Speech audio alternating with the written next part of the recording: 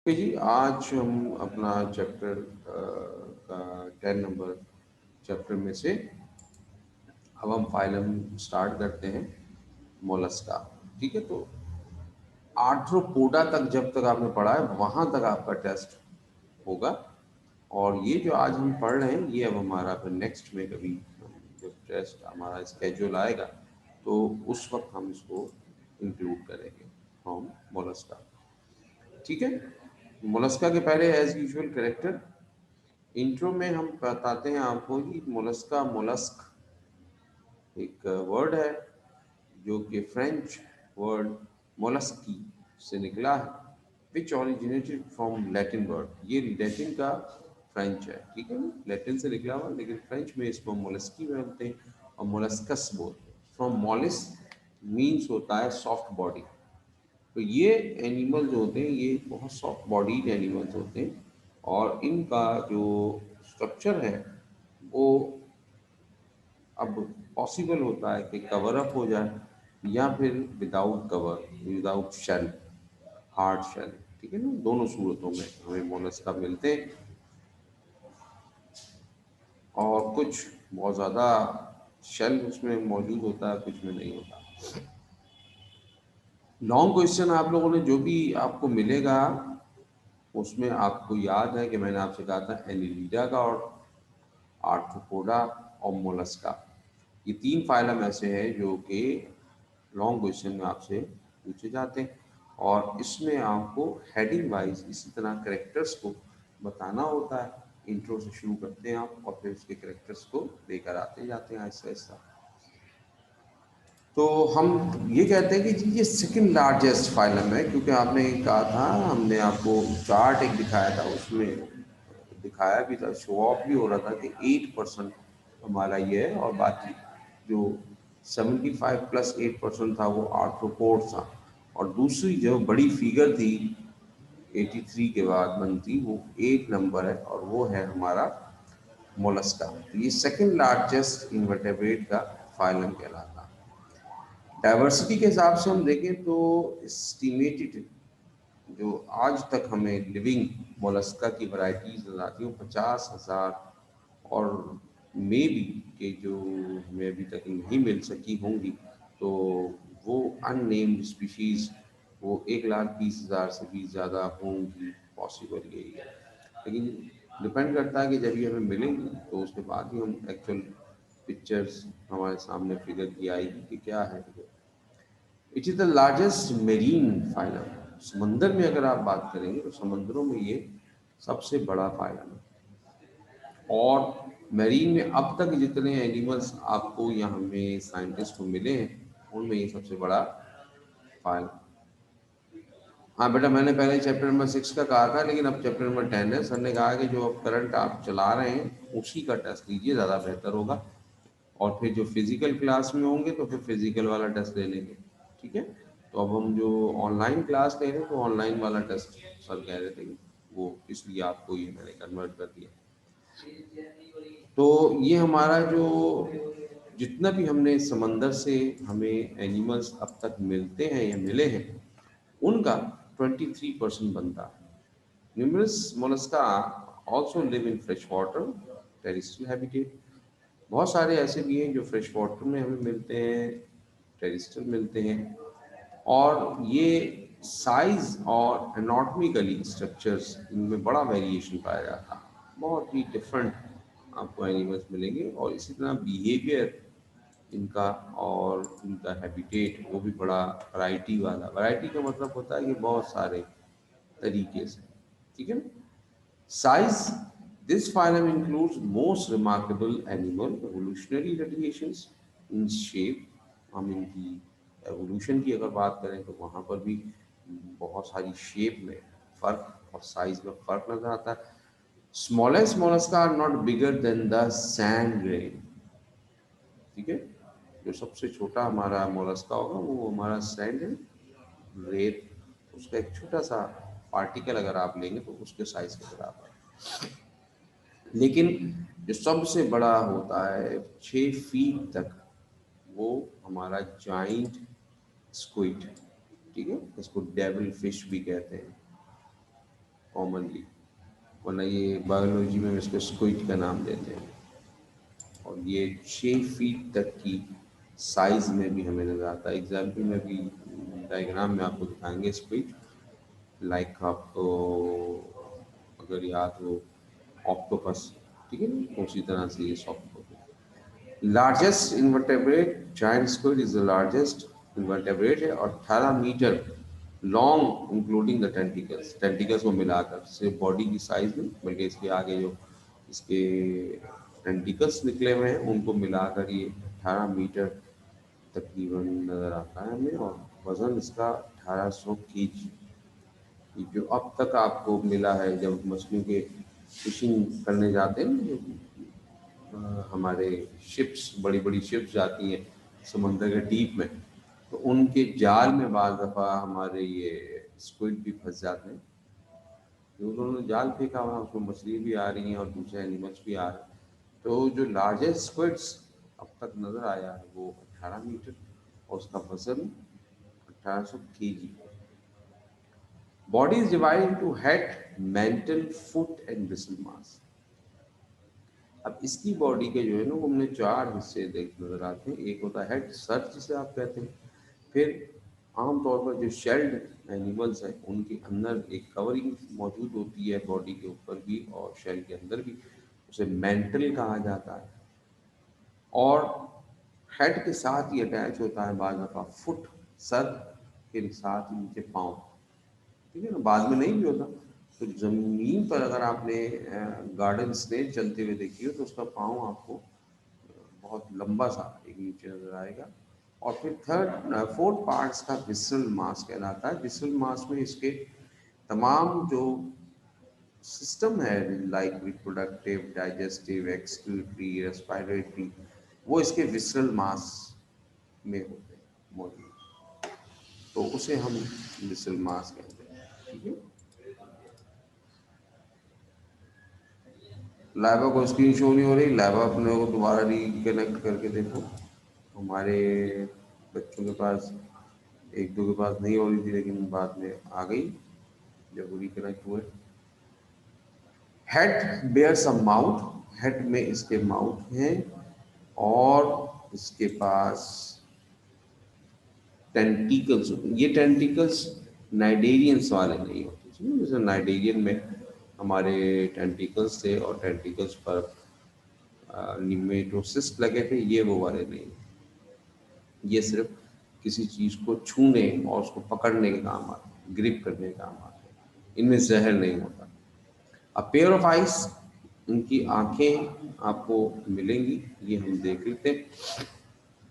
छोटा सा स्ट्रक्चर आपके सामने जो आपको शो करेगा कि जनाब हमारी स्नेल्स, उसमें हमारा क्या क्या हिस्सा नजर आ रहा है। देखो, ये है इसका हेड, ठीक है, कट किया इसका, अगला हिस्सा हेड है। ये इसकी आईज होती हैं जो कि स्टॉक पर होती हैं, एक लंबे डंडे पर, और ये आगे टेंटिकल्स लगे हैं, ठीक है। ये इंटरनल तौर पर आपको, क्योंकि इसके ऊपर शेल है बॉडी में, तो ये इसका मेंटल है, सही। और ये नीचे का जो पूरा पोर्शन आपको नजर आ रहा है ये इसका फुट है। और ये इंटरनल जहाँ पर आपको इसके इंटेस्टाइन, गोनीड्स रिप्रोडक्टिव सिस्टम को कहते हैं, डाइजेस्टिव ग्लैंड्स हैं, स्टमक है, कॉप है, नर्व कॉर्ड है, ये जो इंटरनल यहाँ मौजूद है ये इसका विसरल मास कहलाता है, ठीक है। एमसीक्यूज में आप अपने लगा लीजिए, पेज में मैं आपको ले सकता हूँ ताकि आपको वहाँ भी लगा लीजिएगा एमसीक्यूज। और इसका जो माउथ होता है, माउथ, मुंह, उसको हम रेड्यूला कहते हैं। कहाँ मिलेगा हमें, ये मैं आपको बता देता हूँ ताकि आपको भी, ये हमारे पेज नंबर 208 पर डायग्राम बनी है, उसी पर रेड्यूला लिखा हुआ है, ठीक है। तो इसके माउथ पर जो स्ट्रक्चर है, माउथ में खास इसके कर्व मौजूद होता है, और उस कर्व की वजह से इसके माउथ के एक हिस्से को इंटरनल तौर पर रेड्यूला कहा जाता है। ठीक है। तो रेडिकुलर एमसीक्यूज में आपसे पूछते हैं, mantle is a glandular epithelial envelope. ये जो हम हमारा ये एनवलप, ये हमारे यहाँ पर, ठीक है, ये एक एनवलप है और ये पूरी इंटरनल साइड पर आपको नजर आती है जो शेल है।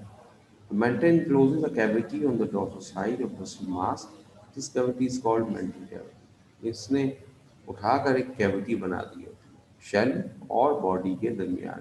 ये बॉडी, तो इस बॉडी और शेल के दरमियान एक कैविटी बना देता है, लिहाजा इसको मेंटल कैविटी है।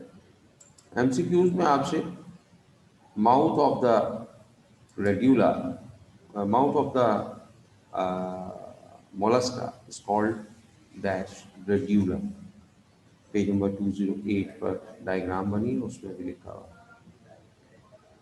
ठीक है जी। फुट की बात करें, फुट बड़ा इसका इम्पोर्टेंट है और उसकी वजह है कि इसने अडॉप्ट किया है muscular foot adapted to different purpose in different class. इसी बेस पर, यानी हेड और फुट की बेस पर, हमारे शेल की बेस पर क्लासेस बनाई हैं, हम देखेंगे आगे चलकर। और ये फुट जो होता है वो इसकी मूवमेंट के काम आता है, लेकिन इसका जो फुट की ग्रिपिंग है, फुट की मदद है, हेल्प इन द मूवमेंट, वो डिफरेंट तरह से हमें लग रहा है। The foot carries statocysts which act as a balancer. तो यहाँ पर हमारे पास जो स्टैटिक बैलेंसिंग करने के लिए खास सेल मौजूद होते हैं। ऐसी बात है कि ये देखें ना, ये ऊपर शेल है, शेल भारी भी हो सकता है अगर ये बड़ा है तो, है ना। तो इसको बैलेंस भी करना पड़ेगा ना अपनी बॉडी को। तो ये हमारे पाँव की तरह तो है नहीं कि उठा कर चले, एक पाँव उठा रहे हैं एक पाँव रख रहे हैं, ऐसा तो नहीं। फुट दरअसल पूरी बॉडी के स्ट्रक्चर को भी उठाया और नीचे ज़मीन के साथ अटैच होता है और ये वेव्स बनाकर चल रहा होता है। तो लिहाजा यहाँ पर कुछ स्पेशल सेल होते हैं जो इसको बैलेंस करने के काम आते हैं। आपको बैलेंस करने के लिए आपके पाँव में कोई चीज़ नहीं है, लेकिन कहाँ पर है? आपके कान के अंदर, आपके ईयर्स में एक लिक्विड भरा होता है, वो आपकी बॉडी को बैलेंसिंग बता रहा होता है ताकि आप सीधे होकर रहें, चलते रहें। ठीक है। फुट इसके अलावा secrete mucus as lubricant to aid movement. और ये साथ ही साथ इसके नीचे हमारे पास जो वो डिफरेंट एंजाइम, सॉरी, वो होते हैं सेल्स जो म्यूकस फॉर्म कर रहे होते हैं। म्यूकस एक चिकना गाढ़ा लिक्विड होता है और वो उसको ज़मीन के साथ चिपकने में मदद, लेसदार होगा ना, चिपकता हुआ, तो इसलिए ये ज़मीन के साथ चिपक सकते हैं आराम से। It also act as a sucker, और इसका फुट एक और तरीके से भी मदद दे रहा होता है और वो है सकर के तौर पर। ठीक है। तो पाँव जो है वो बैलेंस करने, म्यूकस बनाकर चिपकने और सकिंग के तौर पर, ताकि वो सरफेस से, हार्ड सरफेस से चिपक रहा है। जैसे अगर आप किसी गार्डन स्नेक को लें ना, तो आप अपने वाइट बोर्ड कितना चिकना होता है, इसके ऊपर उसको लगा दें तो वो इस पर भी चलना शुरू हो जाएगी बड़े आराम से। ठीक है। It also adopted for boring into the soil, used for jet propulsion। अब जो हमारी स्नेल्स हैं या डिफरेंट गैस्ट्रोपोड्स हैं, मोलस्का की क्लास है जो कि मेरीन में रहती है, तो मेरीन की तह में, समंदर की तह में जो रेत है उसके अंदर बिल बनाते हैं। बिल बनाने के लिए उनको पाँव, जैसे अगर आपने किसी इंसेक्ट वगैरह को देखा हो तो वो पाँव से, या किसी बर्ड को देखा हो तो पाँव से वो ज़मीन को खुर सकता है ना, क्योंकि उसके पास तो नाखून है। इसके पास तो ऐसा कुछ नहीं है। इनके पास एक खास और ऑर्गन मौजूद है, एक मैकेनिज्म मौजूद है जिसे जेट प्रोपल्जन का नाम है। जेट प्रोपल्जन दरअसल क्या करता है, पानी को शेल के अंदर दाखिल करता है और दूसरे रास्ते से जेट की तरह, यानी बड़ी तेजी के साथ बाहर निकालता है। और उसकी मदद से ये ज़मीन में बिल बनाते हैं, सुराख बनाते हैं और बिल बनाकर रहते हैं। Dorsal visceral mass include the major organs. Visceral mass जैसे मैंने आपसे कहा था कि ये मास होता है डॉर्सल साइड पर, और इसमें इसकी बॉडी के ज़्यादातर जितने भी सिस्टम्स हैं लाइक डाइजेस्टिव, एक्सक्रीटरी, रिप्रोडक्टिव, वो सारे के सारे यहीं पर होते हैं। Shell, shell is mainly chitin and conchiolin, protein है ये भी, कॉन्कोलिन भी। Many mollusca are without shell, some have internal shell. कुछ में ये शेल कैल्शियम कार्बोनेट का भी बना होता है, कुछ में शेल नहीं भी होता, और कुछ मोलस्का ऐसे शेल अंदर इंटरनल तौर पर। तो उसी बेस पर हमने इनकी जो आगे क्लासेस की बात करेंगे तो वो आपको नजर आएंगे। Radula, most mollusca have muscular mouth with radulae यानी टंग। ये असल में थोड़ा सा कटिंग की तरह का माउथ होता है। जैसे हम ये बात करें, ये यूं करके जाकर अंदर ऐसे करके कट रहा होता है। तो ये जो कटा वाला हिस्सा ना, ये वाला पोर्शन जिसको मैं डबल लाइन कर देता हूँ, ये दरअसल जुबान की तरह काम कर रहा होता है। जुबान नहीं होता, ये जुबान की तरह काम करता है, क्योंकि bear many rows of chitinous teeth, इसके ऊपर दांत लगे हैं। अब हमारी जुबान पे दांत नहीं होते, लेकिन इसके ऊपर यहाँ दांत लगे, थोड़े से हार्ड, ये चबाने के काम आते हैं, पीसने के काम आते हैं, क्योंकि सुबह मैंडिला और मैक्सिला तो है नहीं कि किसी चीज़ को पीसे। तो ये दांत की तरह का स्ट्रक्चर यहाँ रेड्यूला में है। Radula primarily function to scrap bacteria and algae off rock. ये खुरचता है, स्क्रैपिंग करना, खुरचना। तो ये एल्गी पर लगे बैक्टीरिया को, और एल्गी और एल्गी को जो वहाँ पत्थरों वगैरह में लगे उनको ये खुरच खुरच के उतार कर फूड के तौर पर खाने में उसको मदद मिलती है। स्क्रैपिंग करते हैं ना आप, तो स्क्रैपिंग करके आप किसी चीज़ को उतार लेते हैं अपर लेयर, तो ये भी उसके काम आता है, इसका जो रेड्यूला है। ठीक है जी, तो ये हमारी कैरेक्टर्स का कुछ हिस्सा हो गया। आगे हम आपको लेके चलें, थोड़ा सा और कैरेक्टर डिस्कस कर लें। और फाइलम मोलस्का में digestive system, alimentary canal is straight or coiled tube with a digestive gland and liver. तो इनमें एक अच्छा डेवलप डाइजेस्टिव सिस्टम है जो कि स्ट्रेट भी हो सकता है, कॉइल भी हो सकता है, और यहाँ पर आपको ग्लैंड्स भी मिलते हैं, लाइक लीवर भी हमें नज़र आता है। बहुत ज़्यादा डेवलप नहीं है, बट लीवर भी मौजूद है। रेस्पायरेशन यहाँ पर होगा बाय द गिल्स, क्योंकि ये एक्वेटिक अगर हों, और अगर ये टेरेस्ट्रियल है तो मेंटल जो इनका है वही रेस्पायरेशन बाय द डिफ्यूजन काम कर रहा है। ठीक है। Circulatory system except for cephalopods. Cephalopods किसे कहते हैं ये तो अब आपको पता चल गया होगा। सेफेला का मतलब हेड और पोडा का मतलब पाँव। तो हम अभी एक क्लास पढ़ेंगे इसकी, जब हम क्लासिफिकेशन की बात करेंगे फाइलोजेनी की, तो हम आपको बताएंगे कि एक क्लास का नाम है सेफेलोपोडा। तो सेफेलोपोडा के अलावा एक्सक्रीटरी सिस्टम इज ओपन। सेफेलोपोडा में जो एक्सक्रीटरी सिस्टम होता है वो क्लोज होता है। ठीक है। The large fluid-filled cavity of the open circulatory system become the major component of hydrostatic skeleton. अब जिनमें ओपन सर्कुलेटरी सिस्टम मौजूद है तो उनमें हमारे वो एज अ हाइड्रोस्टैटिक स्केलेटन भी काम कर रही होती है। वही लिक्विड जो कि फ्लूइड का काम कर रही है, बॉडी को सर्कुलेशन प्रोवाइड कर रही है, वही इनमें हाइड्रोस्टैटिक स्केलेटन में काम भी कर रही है। ठीक है। तो सेफेलोपोडा भी हम देखेंगे। उसके अलावा उनमें आमतौर पे जो है वो क्लोज ब्लड सर्कुलेशन होता है। Nervous system is well developed with 3 pairs of ganglia. Ganglia किसे कहते हैं हमने कहा तो शायद आपको, ganglia is the concentrated mass of neuron. तो अब इनके पास 3 पेयर होते हैं गैंग्लिया के। एक गैंग्लिया सेरिब्रल, सर में, दूसरा पेयर विस्रल मास में, तीसरा पैडल यानी फुट में। तो 3 पेयर ऑफ गैंग्लिया होता है। अब गैंग्लिया को अगर आप ब्रेन कह दें तो इसमें 3 ब्रेन मौजूद है ना। और ये तीनों के तीनों ब्रेन आपस में एक दूसरे से कनेक्टेड होते हैं बाय द नर्व्स।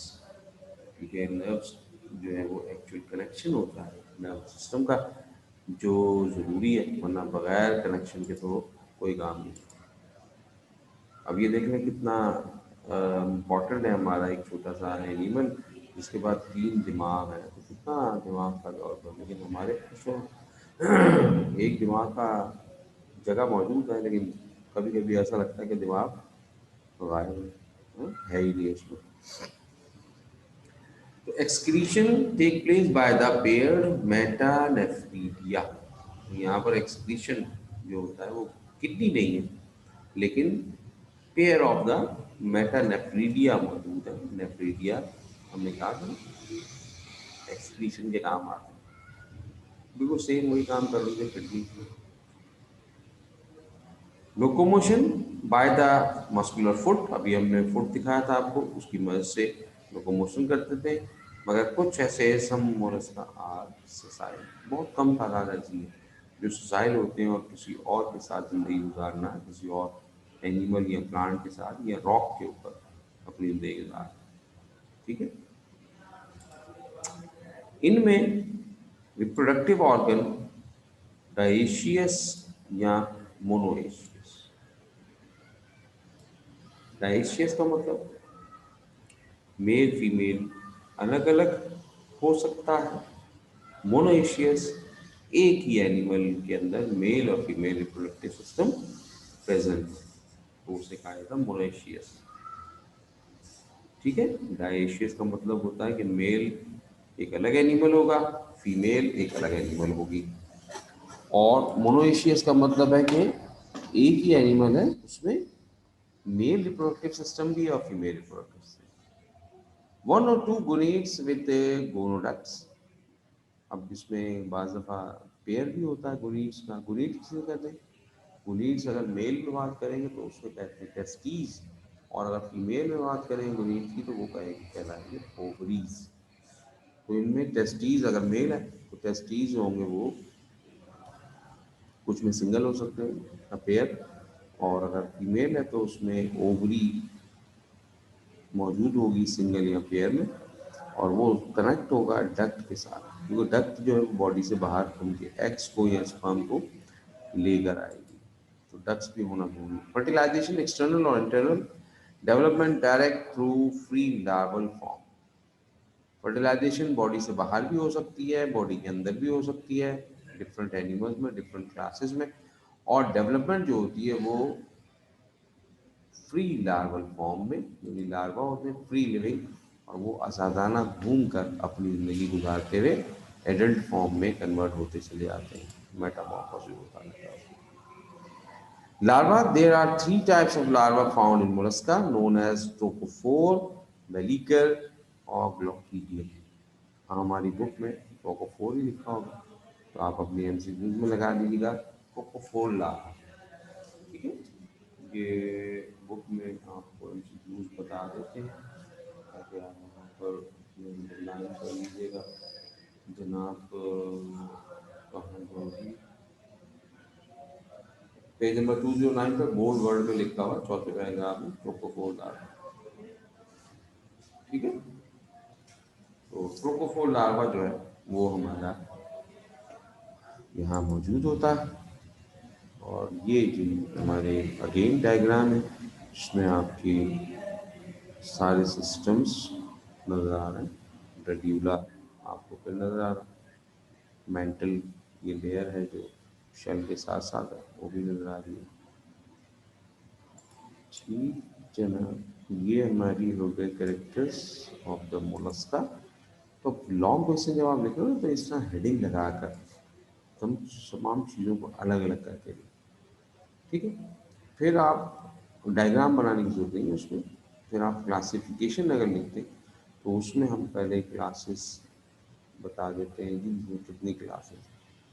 अब मिसाल के तौर पर अगर मोलस्का है, लेकिन हमने लिखी 3 होती है ना यूजुअली, तो क्लास में हमारे मोलस्का में मोनो प्लेकोफोरा, प्लेट वाली, सिंगल प्लेट वाली। दूसरी amphineura, amphi means both, neuro means nerve, तो इसमें 2 नर्व वाली होगी।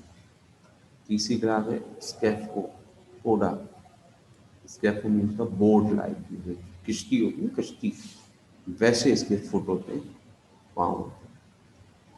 फोर्थ वन है गेस्ट्रोपोडा, गेस्ट्रो मीन्स द बेले, गेस्ट्रो पेट होता है, उसे कहते हैं, पोडा मीन्स फुट, पाँव के साथ ही फुट मौजूद है। ये क्लास होती है बाइवॉल्वेटा या वॉल्विया और पेल्कियोपोडा।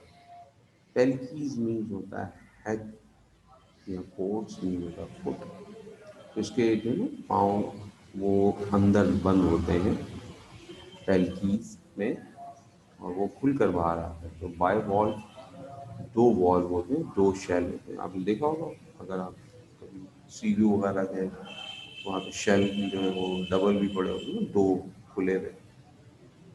सेफेलोपोडा, केफल मीन्स हेड, ठीक है, और पोडा मीन्स पाँव, सर पर पैर, है ना। यहाँ पर एक पहेली भी बनती है, बच्चों से पूछी जाती थी, आप लोगों से बचपन में पूछी होगी किसी ने, वो कौन सा परिंदा है जिसके सर पर पैर होते हैं? कौन जवाब देगा जी? वो कौन सा परिंदा है जिसके सर पर पैर होते हैं? जल्दी से बताइए, किसी को आधा आंसर, वरना नो लिख दीजिए जल्दी जल्दी। सर पर पैर होते हैं, वो कौन सा परिंदा है?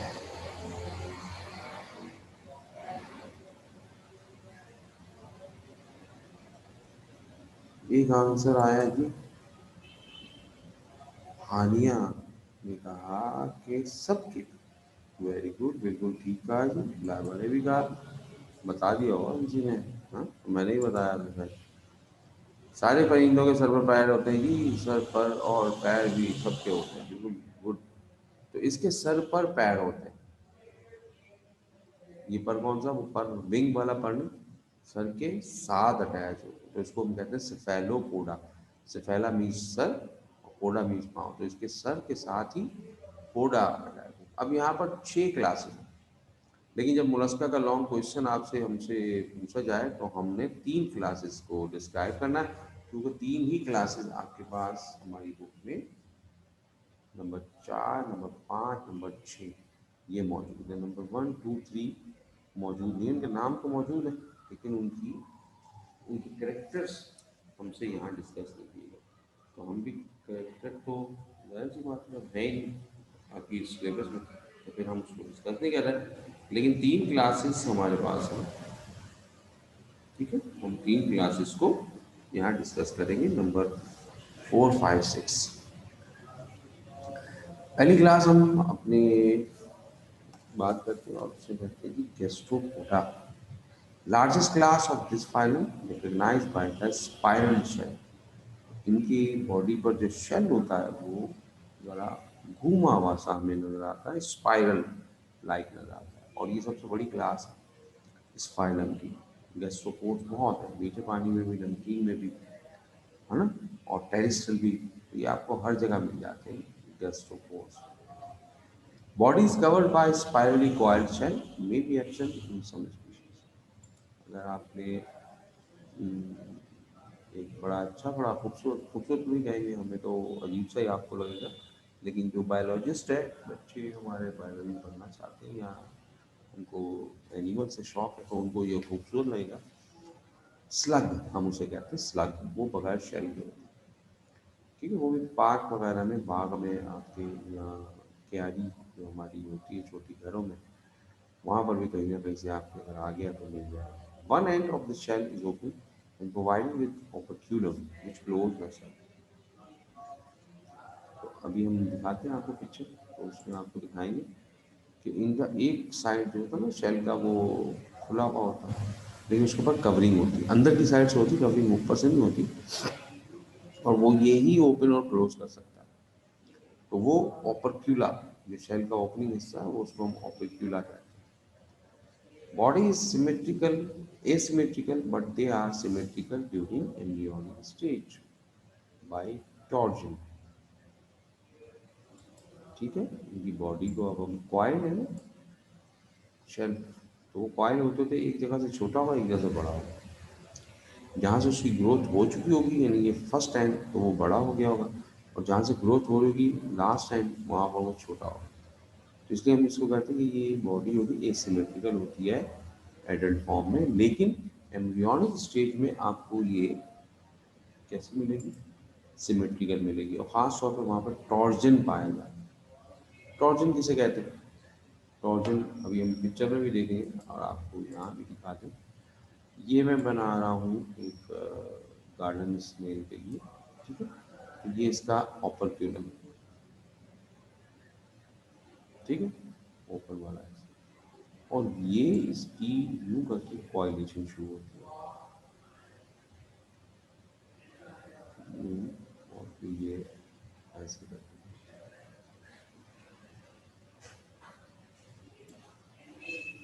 ठीक है,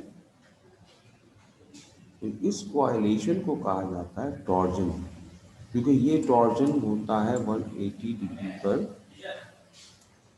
घूमता है। तो 180 डिग्री पर घुमाव इज कॉल्ड टॉर्जन, ठीक है। They have a prominent head with two pair of tentacle, और जब ये अपनी शेल से अपने फुट को बाहर निकाल लेंगे, ठीक है, चलना है इन्होंने कहीं जाना है, तो ये इनका फुट होगा जो बेबी शक्ल का होगा, और ये इसके हेड, ठीक है, वो हमारे पास, तो हेड पर टेंटिकल्स मौजूद है। प्रोमिनेंट, प्रोमिनेंट का मतलब वाज़े तौर नजर आने। Mouth is ventral and provided with radula, mouth ventral है और उसमें रेड्यूला हमें नजर आता है। सर जो फाइनल लॉन्ग में आता है सवाल पूछ रहे हैं, बैक आता है उसी की 3 क्लासें लिखी है जी बेटा, तो लॉन्ग में पूछेंगे जब आप तो 3 क्लासेस के करेक्टर को बता रहे हैं। Broad foot is found on ventral side, ये जो हमने बनाया ये फुट मौजूद है वेंट्रल साइड पर, और प्रिमिलरली दे आर नॉक्टर्नल, आमतौर पर ये रात के वक्त निकलना ज़्यादा पसंद करते हैं। दिन के वक्त ये अगर आप देखेंगे तो गमले के बैक साइड पर गए होंगे, और रात को फिर ये गमले के ऊपर की साइड पर आ जाएंगे अगर घर में गमले हैं तो। और अगर प्लांटेशन हमारी छोटा मोटा कोई क्यारी या पार्क बना हुआ तो ये पौधों के जो निचला हिस्सा है यानी कि तने के अंदर का थोड़ा सा हिस्सा, या कोई लीव्स पड़ा हुए हैं हमारे टूटे फूटे, या ट्रंक्स पड़ा हो तो उसके नीचे छुप जाएंगे दिन के वक्त, तो रात में फिर ये बाहर निकलते हैं। हेलिक्स, गार्डन स्नेल, लाइमिक्स स्लग जिसे आप कहते हैं, पिला ग्लोबूसा, एप्पल स्नेल या माइटिलस सीमस। ये देखिए मैं जो कह रहा था कि बड़ा खूबसूरत लगता है, ऐसी बात है आप में जो पता किसी को खूबसूरत लगे ना लगे, इसको कहते हैं स्लग, इसके ऊपर शैल नहीं है, ठीक है। और हमारे पास ये माइटिलस, गार्डन स्नेल आपने देखा होगा, एप्पल स्नेल भी आप देख सकते हैं, अपनी बुक में भी आपके पास बना हुआ है। बता देता हूँ रेफर आपको पेज नंबर, तो फिर आप देख लीजिए और उसमें से और कर लीजिएगा। ये माइकल्स भी आपकी बुक में से है, ठीक है। ये समंदर में आपको मिलेगा, सीज में, और गार्डन से जो आपको टेरिस्टल मिलेगी। पेज नंबर 210 पर माइकल्स बना रहा, और जो मैं कह रहा था सीपिया या डेविल फिश, स्क्विड जिसे आप कहते हैं, ऑक्टोपस बना हुआ, और ये पिला 209 पर जिसको हम एप्पल स्नेल कहते हैं, जिसमें टॉर्जन आपको दिखाया जा रहा है, तो वो बना पेज नंबर 209, ठीक है। तो ये हमारे पहली फर्स्ट क्लास गैस्ट्रोपोडा, दूसरी क्लास पर चलते हैं जनाब, और मोलस्का बाई वॉल बेटा हम उसे कहते हैं। उसके दो वॉल नजर आएंगे हमें, ठीक है। Second largest class of this phylum recognize by two shells, easily हमें नजर आता है कि इसमें दो शेल हैं, और majority found in marine water, और कुछ फ्रेश वाटर में मिलती है, बहुत कम, ज़्यादातर ये मेरीन में। Body is enclosed in the shell of two piece hinged together, एक दूसरे से जुड़े हुए होते हैं और होते लेकिन अलग अलग दो पीस हैं। और अगर आप उस मरे हुए बाइवॉल्वा को उठाएंगे तो आप वो शेल दोनों अलग अलग कर सकते हैं। जिंदा में आपको करने के लिए बड़ा मसला था, ये अ, परेशानी हो जाती है, ठीक है।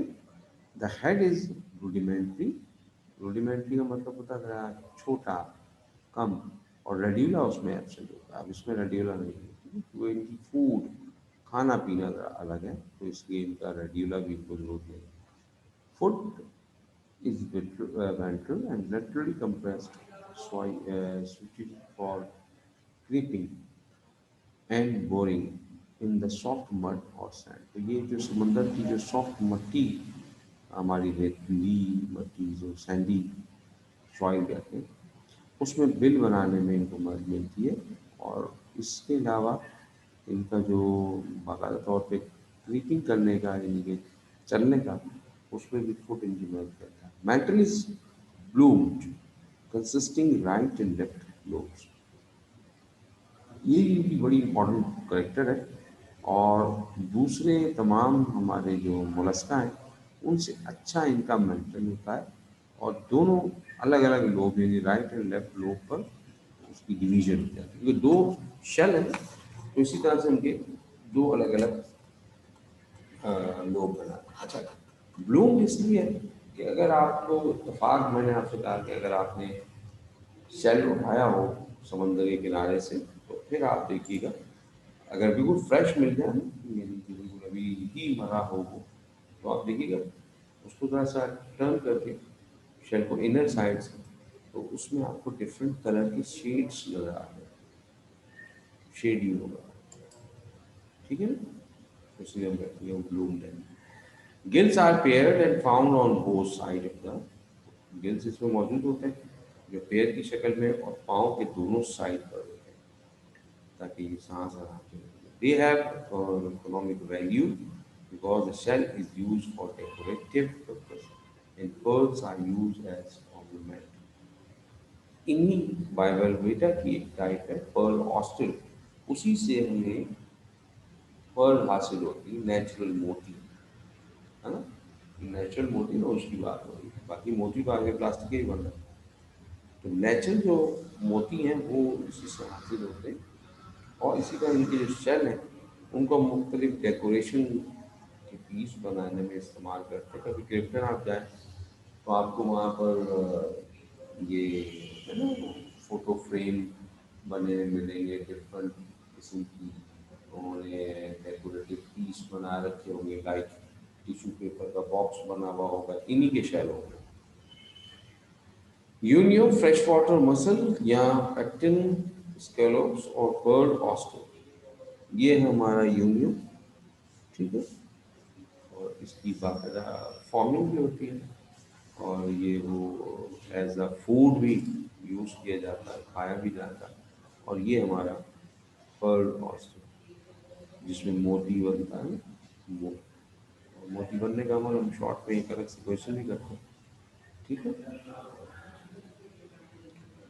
तो ये मोती, असली जो मोती बनता है वो है, और इसमें हम अलग से शॉर्ट क्वेश्चन करते हैं। वो कहाँ करें, आपको आदत है वहाँ पर आप लिख लीजिएगा, ताकि इसका आंसर आप, हमारा शॉर्ट क्वेश्चन पूछा जाता है उनसे।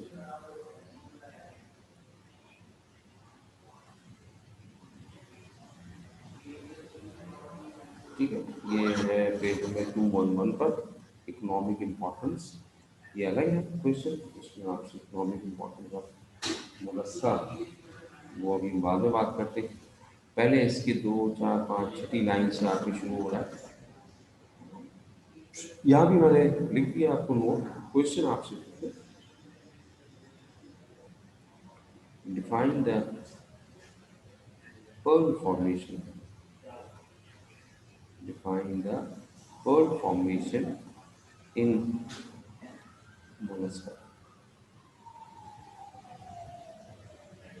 ठीक है, define the pearl formation in mollusca. यहीं पर आप इकोनॉमिक इम्पोर्टेंस पर भी क्वेश्चन लिखते हैं. Right the economic importance of Mollusca. Right the economic importance of Mollusca.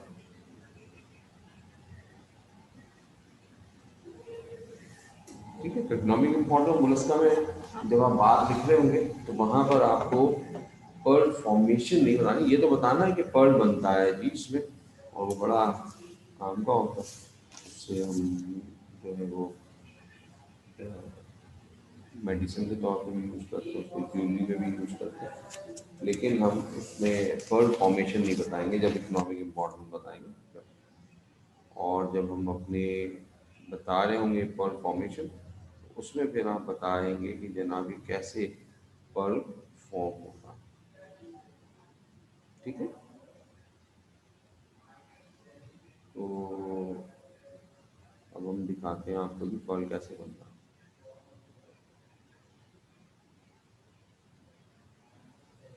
ये आपके सामने लिखा हमने, लेकिन इसको एज अ डायग्राम में आपको शो होगा तो आपको आइडिया होगा. पहले आप देख लें. When a form object such as a sand grain or an egg or a parasite. अगर किसी भी वजह से, वैसे तो ये दाखिल नहीं होने देता, लेकिन अगर किसी वजह से, पहला क्वेश्चन रिपीट कर दें जी. Define the pearl formation in Mollusca.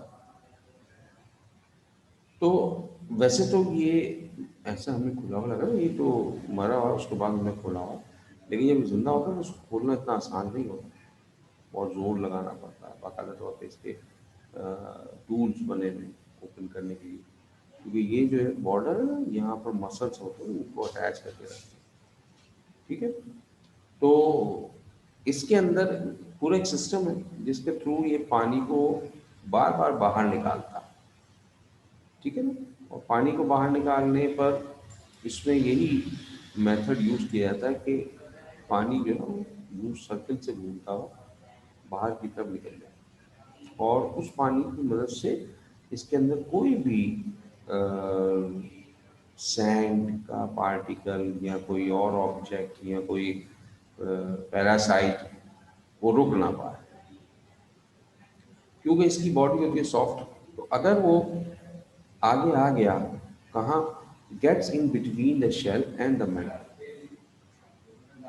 ये शेल है और ये हम गैप बना के दिखा रहा हूँ, ये गैप होता नहीं. ये मेंटल की लेयर है इनर साइड, ये शेल की लेयर है.